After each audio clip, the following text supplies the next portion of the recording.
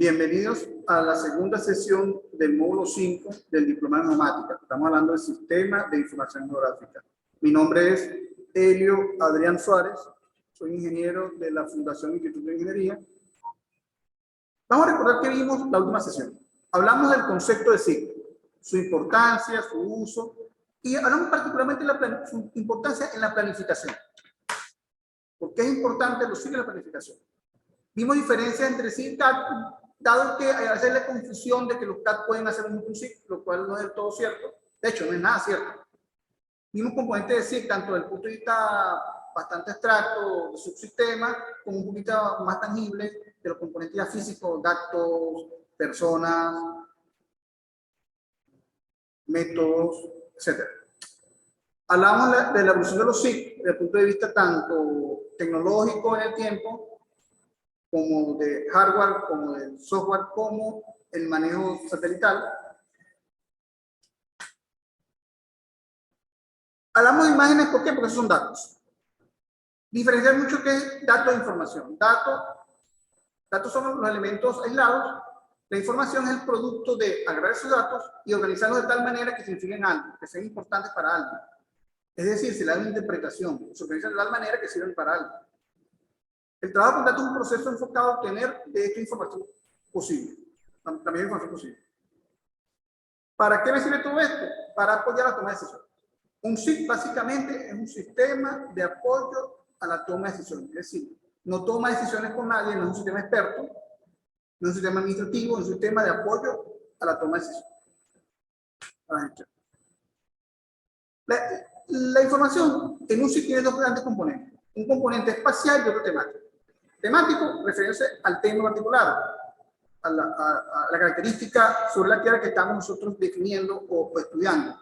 Por ejemplo, relieve, uso del suelo, suelo mismo como variar el tipo de suelo, hidrografía, vialidad, cualquier tema, son temas que podríamos considerar como parte componente temático de la información de un sitio. El otro componente es el espacial. Es decir, la localización establecida del componente.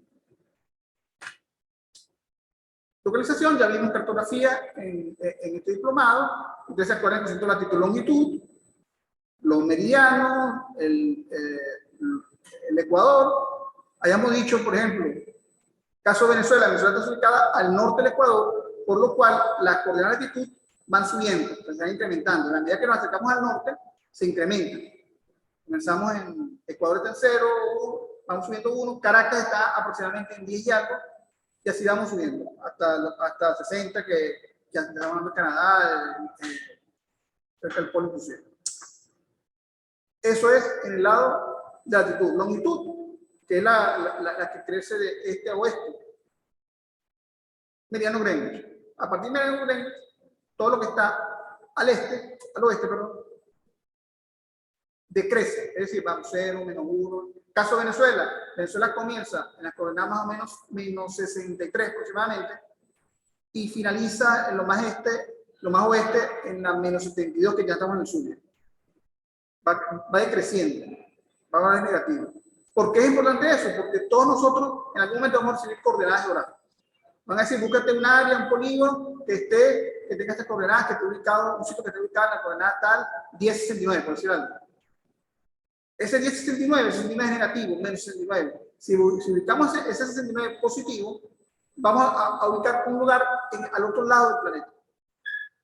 Por eso es importante recordar que en el caso de longitud, estamos en el oeste y por lo tanto es negativo.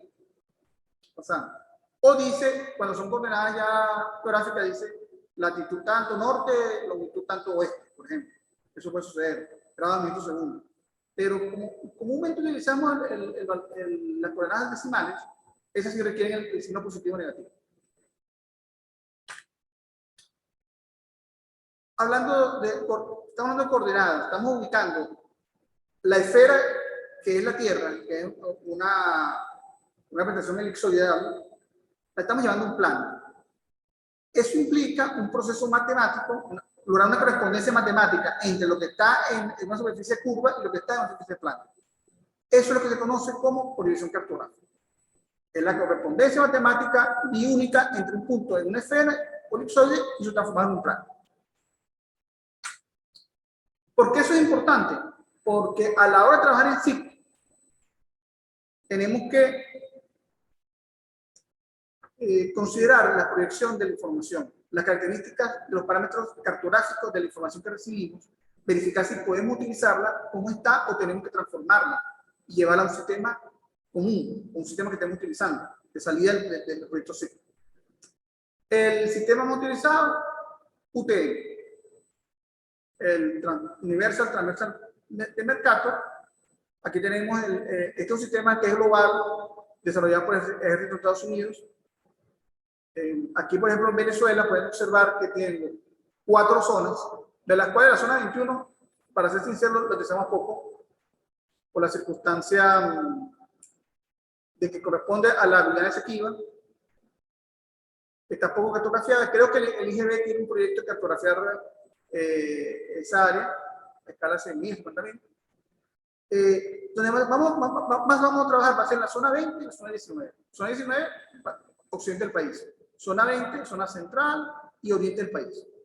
Y algo zona 18, Zulia, Táchira. Pero normalmente se trabaja con la transición hacia la zona 19, así que tampoco es del todo cierto. Entonces, estas son las dos zonas, zona 19 y zona 20. Ahora, hemos hablado que los SIC trabajan mucho con estándares.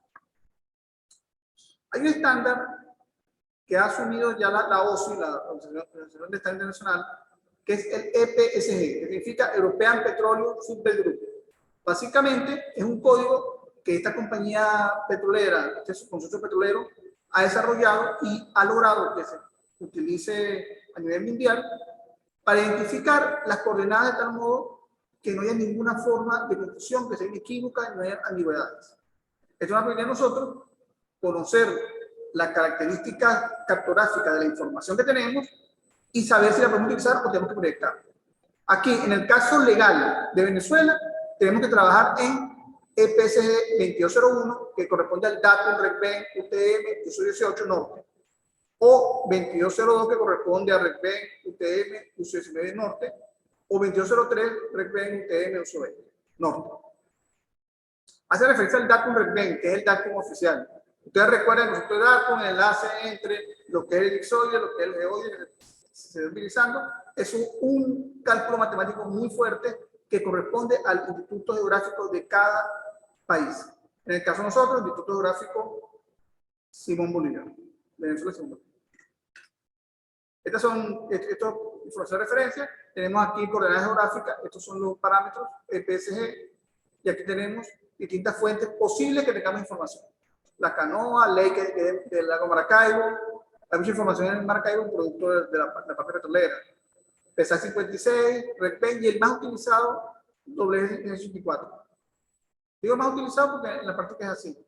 Es el que se utiliza, este es el global, por decirlo de alguna manera.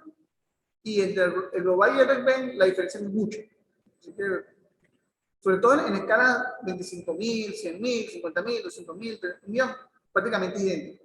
En las escalas locales urbanas ya la cosa puede, ahí tenemos que llamarnos de esta y pedirle su apoyo para hacer alguna transformación. Pasando. Importante, la información geográfica se organiza por capas. Yo genero una capa, por ejemplo, aquí este ejemplo, capa de propiedad minera, capa de geología, capa de geoquímica, geofísica, yacimientos minerales, relieve, imagen satelital, otra capa, geografía, vialidad, uso de la tierra. Son capas de información que yo puedo enlazar, cruzar una con otra a través de álgebra u otras operaciones matemáticas y generar información, analizar. Para ello, para hacer estas capas, aplicamos básicamente dos modelos. Modelo vectorial y el modelo raster. Modelo vectorial. Como yo mencioné en algún momento, básicamente trabajamos con 3 figuras geométricas. Punto, líneas, polígonos. Punto, casas, ciudades, pozos, botas. Dependiendo de la escala, normalmente. Línea, carretera, río, ruta, todo lo que es eventos lineales. Y polígono, áreas, entidades administrativas. En área urbana, polígono, manzana, por ejemplo, es un polígono. Las casas son polígonos también. También puede ser arriba casa, pero la casa puede ser punto dependiendo de la escala. Si es muy lejos, me quedo un puntico para rentar la casa. Si estoy cerca, a escala 5.000, hago el contorno de la casa y ese es un polígono. Aquí tenemos ejemplos. Por ejemplo, aquí tenemos en una sabana arbolada, tenemos estos punticos que son árboles. Aquí lo tenemos con puntos.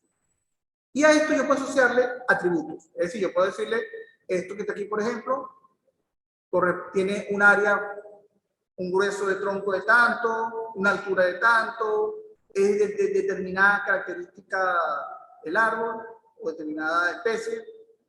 Hidrografía, aquí tenemos un río, ven cómo está el vector, una línea. Igualito, puedo agregar información, caudal, largo, etc. Nombre del río, muchas cosas. Aquí en un embalse, es un polígono, cerradito.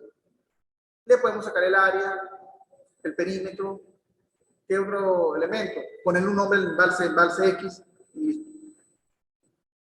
La información vectorial permite agregar información atributiva, una estructura compacta de datos, que ocupa mucho menos espacio que un raster, y permite implementar eficientemente la topología.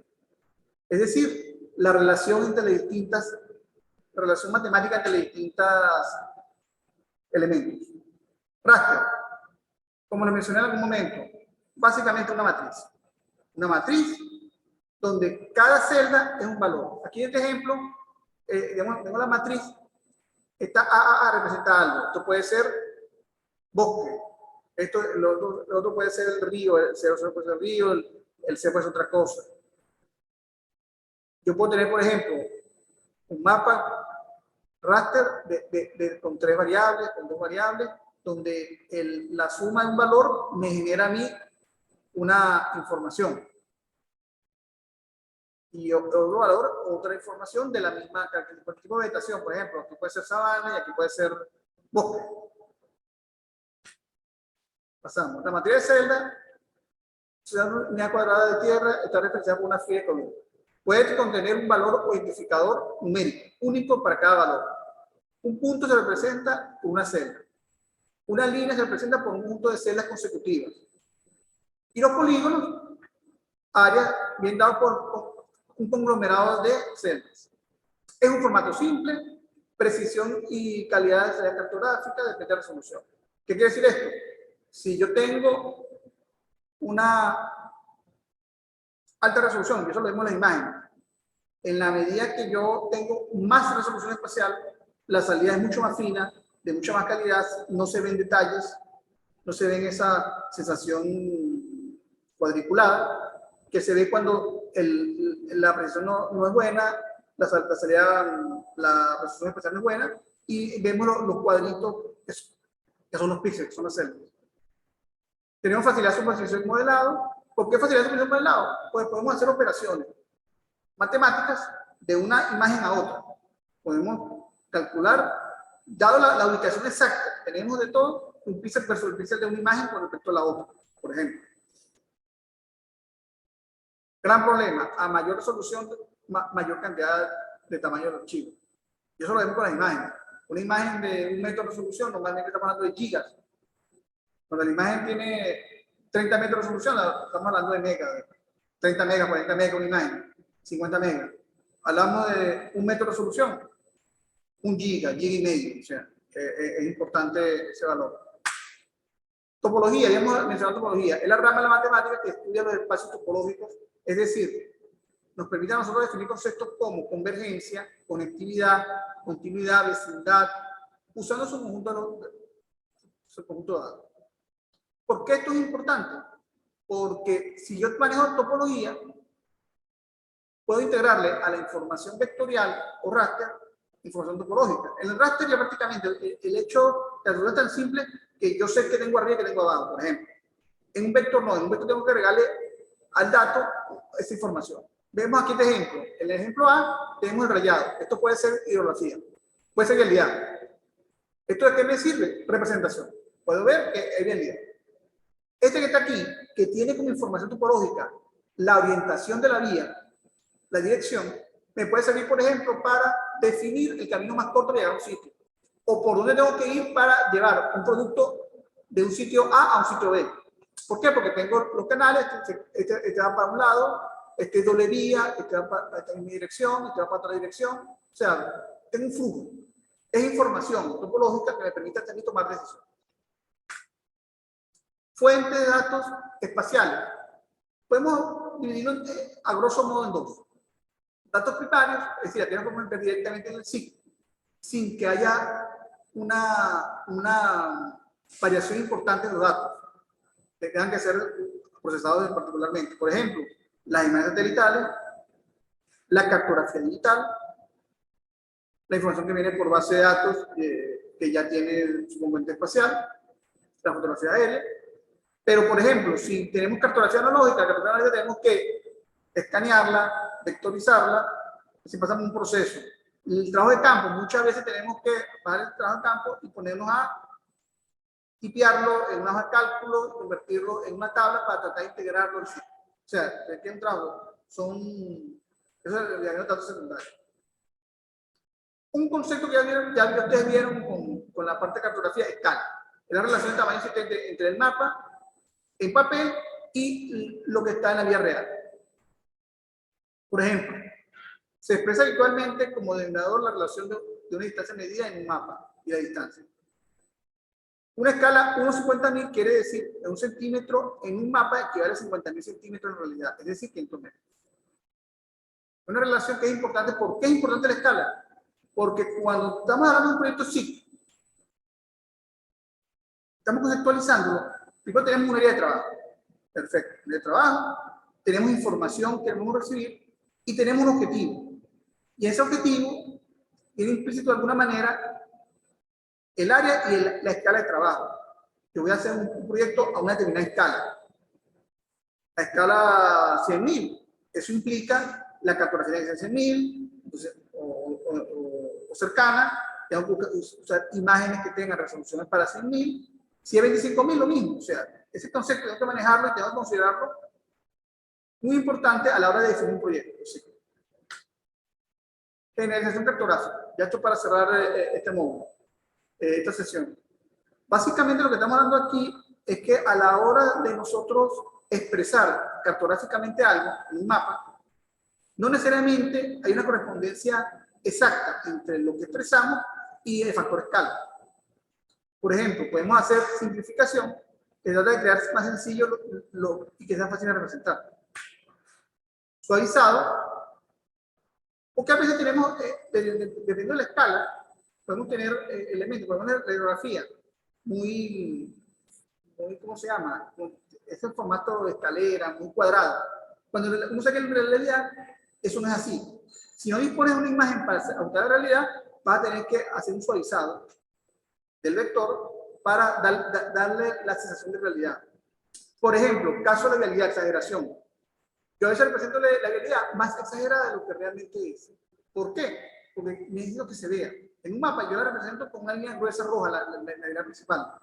Si yo agarro eso y mido esa cuestión, no va a proponer exactamente con la realidad en la escala. Pero se pone así para que sea visible, para que resalte. O sea, hay agregación. Por ejemplo, otro método de cartográfica sustituye un objeto nuevo con uno menor. Por ejemplo, una ciudad, en vez de representarla con la suma de casas, la representamos con las manzanas. Digamos una manzana, y de alguna manera de eso ejemplarizamos mejor la representación de la ciudad que colocando el numerito de casa bastante impresionante. Bueno, vamos a la sesión de hoy. Hemos visto datos de información, componentes de la información, espacial y temático.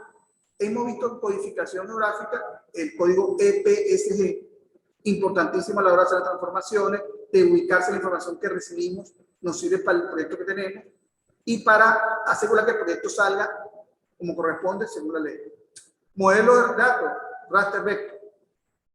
Obviamente, raster es más sencillo, vector un poquito más complicado, pero ambos vector manejan mucho mejor la topología. Fuentes espaciales de datos, primario y secundario. Hemos repasado el concepto de escala y hemos hablado un poquito de generalización cartográfica, que es un concepto quizá más asociado a la parte cartográfica. Bueno, gracias por tu atención.